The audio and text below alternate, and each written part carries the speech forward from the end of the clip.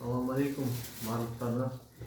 Міне бүгін бізде келіншегім Merlin Hills деген продукция алды.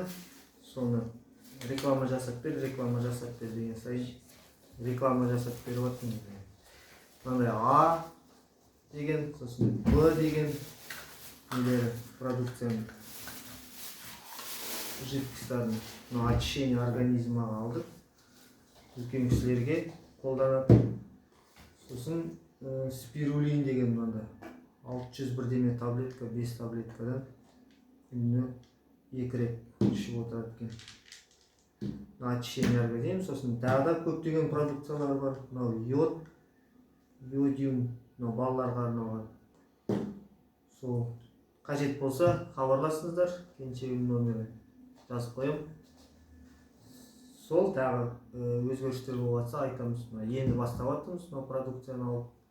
Результаттарын келесі видеода айтамыз. Жақсы амандық болсын.